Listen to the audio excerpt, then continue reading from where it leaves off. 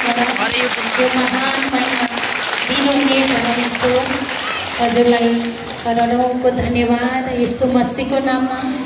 त यस्तो महान परमेश्वर आत्मामै हुनुहुन्छ, कुनै चिजमा होइन, कुनै वस्तुमा होइन, कुनै ढुङ्गामा होइन, आत्मामा हुने परमात्मामा जब तिमीहरूले आशा गर्छौ, भरोसा गर्छौ त सत्य पिता चिनेर जीवन पाउनेछौ भनेर हामीलाई सधैँभरि परमात्माको सत्य वचन खुवाएर आज नेपालको मात्र नभइकन विश्वकै अग्रज अगुवा हुनुहुन्छ प्रकाश सर हजुर, सुशीला म्याम हजुर र उहाँको समस्त परिवारलाई शिर झुकाएर नमन व्यक्त गर्न चाहन्छु र त्यसै गरी धन्यवाद व्यक्त गर्न चाहन्छु। भक्तपुरको पाइपलाइनमा महिमा गरिरहनु हुने परमेश्वर पिताको महिमामा खटिरहनु हुने सर हजुर म्याम हजुरमा नि शिर झुकाएर नमन व्यक्त गर्न चाहन्छु र त्यसै गरी धन्यवाद व्यक्त गर्न चाहन्छु। परमेश्वर पिताको महिमामा अहोरात्र खटिएर परमात्माको एकदमै आत्माबाट चल्नुहुने सम्पूर्ण आत्मिक लिडर सर म्याम हजुरहरू र आज यस महिमाको प्रस्तुता हुनुहुन्छ। अघि वसन्त सरले गवाई बताउँदै गर्दाखेरि कतिले ध्यान दिनुभयो होला, कतिले दिनु भएन होला।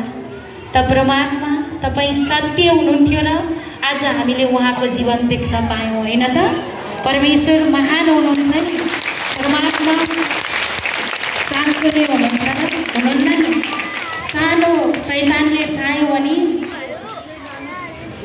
सानो हिँड्दा हिँड्दै पनि मनुष्यको प्राण लुटेको छ भने परमात्माले तिम्रो अगाडि आएर 10,000 मान्छे मरेर जानन्, तिमीलाई आउने दिनमा आउने महामारी र रातमा आउने त्रासदेखि नडराऊ, तिम्रो हातै मैले अनगिन्ती स्वर्गदूत खडा गरेको छु, शैतानिक आत्माको नाश हुने हो, त्यो खसेको हो, त्यो लडेको हो। उहाँ लडेको हो त होइन नि, उहाँ लड्नुहुन्थ्यो भने त शरीर आज केही हुन्थ्यो नि। शैतानिक आत्मा चाहिँ उहाँको शरीरबाट गिरेर गएको हो कि होइन भन्नुहोस् त? उहाँलाई त सकुशल परमात्माले राख्नुभयो। त यस्तो परमेश्वर पिताको महिमामा अहोरात्र खटिनु हुने दुवै सर हजुरहरूमा नि शिर झुकाएर नमन व्यक्त गर्न चाहन्छु। त परमेश्वरको राज्यमा गइयो भने उद्धार पाइन्छ भनेर पाल्नुहुने विश्वासी जनमा म मेलिसा गिरीको तर्फबाट शिर झुकाएर नमन व्यक्त गर्न चाहन्छु। धन्यवाद परमेश्वर पिता, तपाईँ महान हुनुहुन्छ। तपाईँलाई कुन शब्दले धन्यवाद गरौँ? आज यस्तो महान महिमा दिनुभयो परमात्मा, यस्तो खुसी दिनुभयो परमात्मा, जसको मुखबाट जुन गवाई सुन्छौँ सबैको मुखबाट निस्केका गवाईले सबैको जीवनमा काम गरिरहनु भएको छ। परमात्मा महान हुनुहुन्छ। किन महान हुनुहुन्छ त भन्दाखेरि हामीले विश्वास गर्न नसक्दा, हामीलाई दुष्टले परीक्षामा पार्न खोज्दा पनि परमात्मा खुद आत्मा हुनुहुन्छ। शैतानिक आत्मा पनि आत्मा छ। त त्यो आत्माले कहाँ के बिगार्दैछ? परमात्मा त्योभन्दा चलाखिलो हुनुहुन्छ। त्योभन्दा पहिल्यै काम गरेर परमात्माले हामीलाई अरू स्थानमा अनि अरू खडा गरेर परमेश्वरले राखिरहनु भएको छ। त परमेश्वर पिता तपाईँलाई करोडौँको धन्यवाद। गवाई सुन्यौँ नि हामीले, सबैको गवाई सुन्नुहोस् त। हिजोको दिनमा नरोइकन आउने कोही थिएन, तर परमात्माको राज्यमा जति दुःखमा आउनुभयो, जति कष्टमा आउनुभयो, दोस्रोवालाले पारेको थियो, आज परमेश्वरले सत्य मार्गमा हिँडाउनु भएको छ, सत्य बाटो देखाउनु भएको छ र सारा समस्या यीशु मसीहमा सबै नष्ट गराएर आज परमात्माले उच्च स्थानमा राख्नु भएको छ। यस्तो महान पिता तपाईँलाई धन्यवाद। यीशु मसीहको नाममा परमात्मा भन्नुहुन्छ, मैले तिमीलाई डाँडामा बसालिएको सहर बनाएको छु। त किन भन्नुभयो त भन्दाखेरि जो मानिस धन्यको हो, जस्तोसुकै आपद विपद आउँदा पनि ऊ दुष्टको सल्लाहमा हिँड्दैन, ऊ दुष्टको मार्गमा हिँड्दैन, विरोध गर्नेको पछि लाग्दैन, ऊ सधैँ परमेश्वरको वचनमा अडा र खडा रहन्छ। त भने केहीले पनि छुनै दिँदिन, म तिमीलाई उच्च स्थानमा राख्छु। हामीले जस्तो सुकै परिस्थितिमा पनि कसैको सोच देखेर, कसैको विचार देखेर हामीले गिल्ला गर्नै, जसले गिल्ला गर्नुहुन्छ त त्यो जानेर गर्नुभएको छ, नजानेर गर्नुभएको छ। परमपिता परमेश्वरले के गर्नुहुन्छ त? सांसारिकमा हुनुहुन्छ, क्षमा दिनुहुन्छ, त परमेश्वरको राज्यमा आएर त्यो गर्नुहुन्छ। एक दिन न्यायको दिन छ। परमात्मा भन्नुहुन्छ तिमीले न्यायको दिन दण्ड नभोग। त त्यो काम शैतानिक आत्माले परीक्षामा पार्न खोज्छ।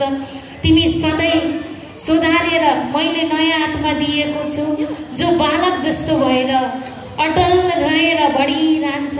म बालकको जस्तो आत्मा हुनेलाई यो चाहियो त्यो चाहियो भन्नै पर्दैन।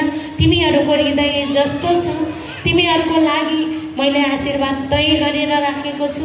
वचन पाएर पनि, वचन खाएर पनि सुध्रिँदैनौ, दायाँ र बायाँ मन गर्छौ त दोस्रोवाला आत्माले परीक्षामा पारेको हुन्छ।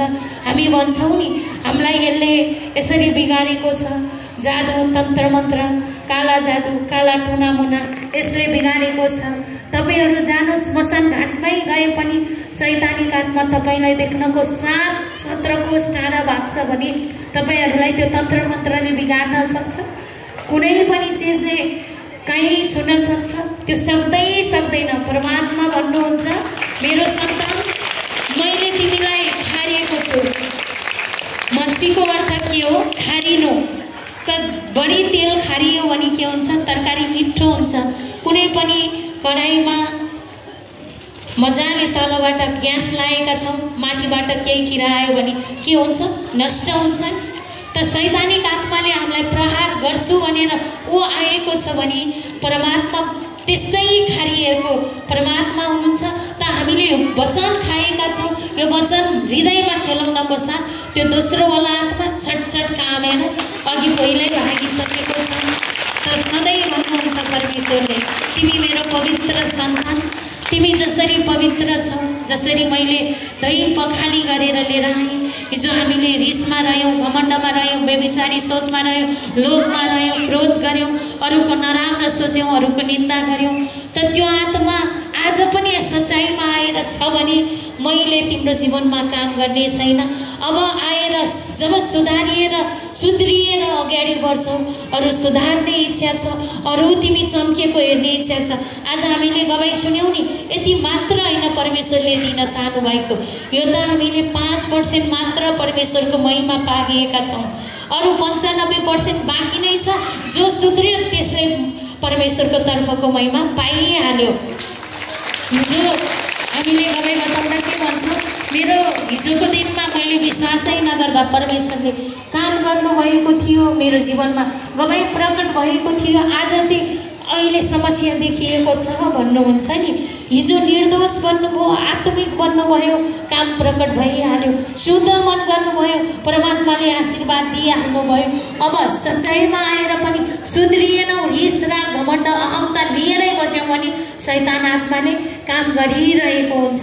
त्यही भएर कुनै पनि रुख रोप्दाखेरि हामीले मकैको दानो होस्, कुनै भटमासको दानो होस्, केही रोप्यौँ भने, कुनै रुखै रोप्यौँ भने, आँपको दाना कोया नै रोप्यौँ भने पनि त्यो उम्रिँदाखेरि त्यसले आवाज गर्दैन। किन गर्दैन त भन्दाखेरि त्यो सानो हुन्छ, त्यो उम्रिँदा उसले आवाज गर्दैन। तर जब ऊ हुर्किन्छ, बढ्छ, बढ्दै गइसकेपछि जब लड्ने क्रममा उसले आवाज गरेको हुन्छ। त तपाईहरू सच्चाइको सत्यतामा आउनु भएको छ। हिजोको दिनमा विश्वास गर्नुभएको थियो, आज नि विश्वास गरिरहनु भएको छ, तर पनि समस्या देख्नु भएको छ भने त्यो शैतानिक आत्माको काम सारा लडेर जान लागेको, हिजोको भन्दा बढी चापेको छ, हिजोको भन्दा बढी कष्टमा हुनुहुन्छ भने त्यो आत्मा ढलेर जानको लागि यो समस्या देख्नु भएको। परमात्मा भन्नुहुन्छ समस्यालाई हेर्छौ त आफ्नो मुख गएर ऐनामा हेर्छौ, तर म कस्तो छु भनेर तिमीहरूले महसुस गर्दैनौ भने समस्या जसले हेर्छ, जसले आफ्नो फेस ऐनामा गएर हेर्छ तर म कस्तो छु भनेर उसले बिर्सिहाल्छ भने त्यो समस्या हेरे बराबर हो। त समस्या किन हेर्ने? हामीले परमेश्वरको महिमालाई हेर्ने। हामीले 3 घण्टासम्म के खाएका छौँ? परमेश्वरको तर्फको गवाई वचन खाएका छौँ। परमेश्वरको वचन खाइसकेपछि परमात्मामा आशा गर्ने, परमात्मामा भरोसा गर्ने, त्यो समस्यालाई त टाढाबाट राख्ने। हामीले पछाडिको मान्छेलाई क्लियरको साथ देखेका छौँ, छैनौँ नि। नजिकको मान्छेलाई क्लियरको साथ देख्छौँ। किन देख्छौँ त भन्दाखेरि उहाँहरू मसँग नजिकै हुनुहुन्छ, मैले क्लियर देख्छु। त समस्यालाई नि टाढाबाट हेर्नुहोस् न, देख्नै पर्दैन। पर्छ त? त्यो हुँदै होइन, त्यो झुट्टो हो।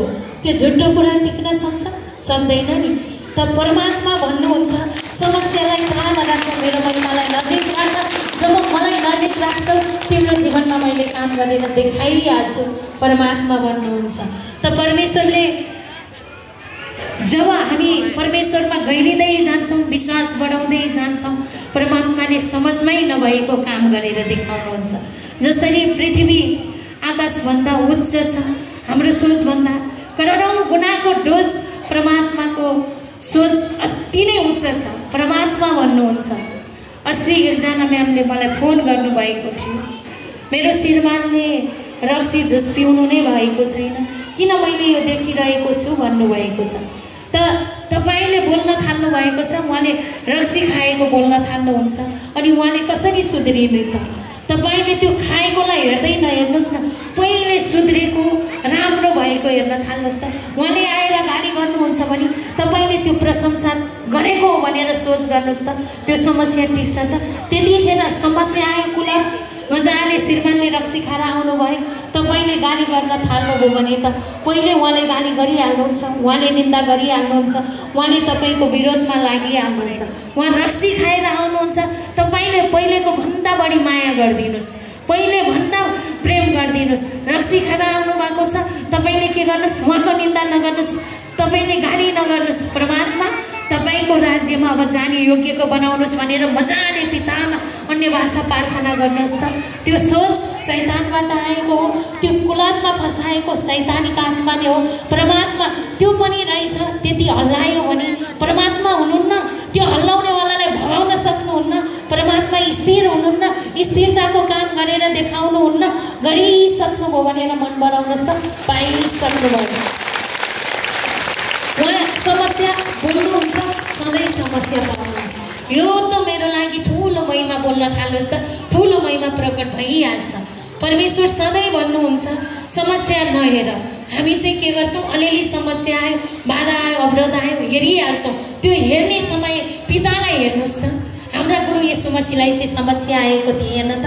हाम्रा गुरु येशू मसीहले महिमा गर्दै जाँदाखेरि निन्दा आएको थिएन र? हाम्रा गुरु येशू मसीहले शरीरमा कैयौँ चोट खाएर उहाँको चोटको कारणले आज हामी हाम्रो शरीरका चोट घाउ सबै निको भएको होइन र? उहाँले दुःख भोगेको कारणले आज हामीले सुख पाएको होइन र? उहाँले खाली खुट्टा हिँड्नुभयो, आज हामीलाई यति राम्रो परमात्माले बनाउनु भएको होइन र? उहाँले एक शरीर दिनुभयो, आज लाखौँ शरीरलाई परमात्माले बचाउनु भएको होइन र? यस्तो गुरुको हामी चाहिँ कस्तो हुनुपर्छ भन्नुहोस् त? समस्या हेरेर गनगन गरेर चिन्ता गरेर फिक्री गरेर बस्ने समय परमात्मालाई हेरेर मन उठाइहाल्नुहोस्। पिता, यो नचाहिँदो कुरा तपाईँबाट होइन, परमात्मा तपाईँबाट त आउँछ, सधैँ खुसी आउँछ। अरूको निन्दा गर्न मन लाग्छ भने त्यो शैतानबाट आयो। अरूलाई कसैले नराम्रो दृष्टिले हेर्छ भने पितामा मन लगाउँदाको फाइदा र पितामा मन नलगाउँदाको फाइदा धेरै छ। जसले पितामा मन लगाउँछ अरूको दुःख नि आफ्नै जस्तो लाग्छ, अरूको कष्ट नि आफ्नै जस्तो लाग्छ। जो सङ्कष्टमा छ कसरी उठाउने होला, पिताको वचन कसरी छर्ने होला भनेर त्यस्तो मन आउँछ। जब पितामा मन लगाएका छैनौँ भने यसको त योभन्दा मभन्दा यो बढ्न लाग्यो, यो मभन्दा खुसी हुन लाग्यो भनेर निन्दा गर्न मन लाग्छ। तर परमात्मा भन्नुहुन्छ विरोध गर्नेलाई दुर्गतिको लक्षण, विरोधमा परेर पनि परमात्मामा मन लगाउनेलाई प्रगतिको प्रत्यक्ष लक्षण भन्नुभएको छैन। हामीले परमेश्वरमा मन लगाउनु, कसैको निन्दा कसैको विरोध गरेर होइन। तपाईँलाई काहीँ शरीर दुखेको छ भने त्यहाँ येशू मसीहको हात भनेर राख्नुहोस् त परमात्मा तपाईँले दिएको शक्ति र सामर्थ्यले सारा समस्या हटिसक्यो भनेर बोल्न थाल्नुहोस् त परमात्माले हटाइसक्नुभयो गरेर देखाइहाल्नुहुन्छ। रातमा निन्द्रा लागेन, बेचैन भयो, छटपटी भयो, परमात्माले चाहनुहुन्छ मसँग मेरो सन्तान बोलोस् भन्न चाहनुहुन्छ। मलाई त निन्द्रै लागेन भनेर छाती पिटेर बस्नुहुन्छ। त्यो समय पिता म तपाईसँग बोल्छु, कतिखेर निन्द्रा लिएर आउनुपर्छ म त्यतिखेरै सोच्छु भनेर मन बढाइदिनुहोस् त।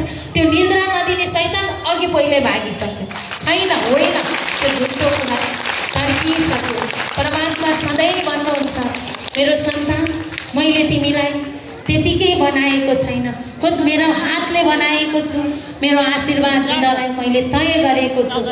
त परमात्मा भन्नुहुन्छ नि सधैँभरि परमात्माले आशीर्वाद दिनको लागि तयार गरेर बस्नु भएको छ, उन्नति दिइरहनु भएको छ, प्रगति दिइरहनु भएको छ। यस्तो प्रगतिको मूल स्रोत हाम्रो पिता हाम्रो परमेश्वर हुनुहुन्छ। परमात्मा भन्नुहुन्छ सधैँ न्यायको दिन छ। हेर एकजना एउटा दृष्टान्त परमात्माले